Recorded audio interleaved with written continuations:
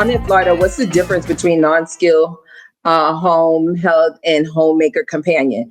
The difference is the licensing, right? So I think the non-skill, I think is probably like $1,700 or $1,755 for the application process. You can offer non-skill services where you are providing personal care, companion, sitter, homemaker, all of that. If you go with the homemaker companion, that's exactly what you're offering. So your caregivers cannot physically touch, and it's less than $100 to get that. Would you recommend companion care? I would not recommend companion care unless you are in a state like New York that's not regulating it. Maryland doesn't regulate companion care.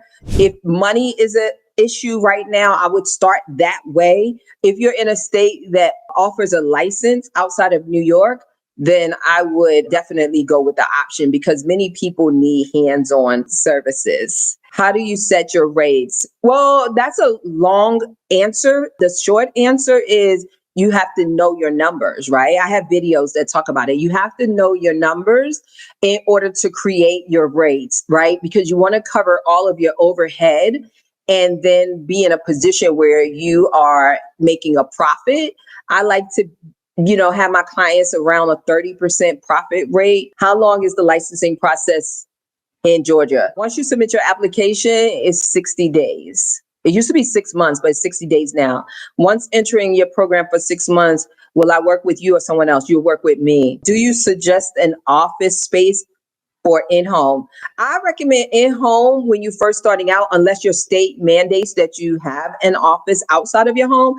But I don't recommend getting an office from the very beginning. Even though a lot of people do, I don't. I'd rather you take that rent money and invest it in marketing so you can make money. And then when you start making money, you reinvest the money into your business. Does Florida require office space? Yes. Florida requires office space if you are applying for the non-skilled home health. Does North Carolina require office space? North Carolina doesn't require office space. However, North Carolina requires you put a plaque or sign on your door. So, you know what I'm saying? So if you're living in an apartment, if you're renting from, in a gated subdivision, they may not want you to put a sign on the door talking about home care services, okay? So you got to make sure you go through zoning. I want to open in New Jersey. Is New Jersey profitable state for Medicaid and private pay? Absolutely. I have clients killing it in New Jersey. No, an employee cannot do an assessment in Florida for non-skilled home health. How do I start in Georgia? So you can go to home health agency. I don't help with home health agencies. So I help with, now let me ask you this, Tiffany, because in Georgia, you can offer skilled nursing under your private home care provider permit. So if you're looking to offer skilled nursing, then it's easier if you just open a private home care business, aka home care. If you want to do physical therapy, occupational therapy, and PT, then you need home health.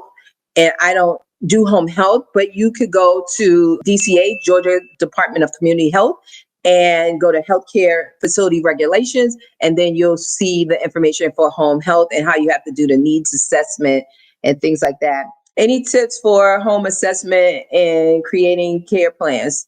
Have a registered nurse create the home assessment, and from the home assessment, the nurse will create the care plan. Okay, guys, you know what time it is. It is time to like, subscribe, and turn on your notifications.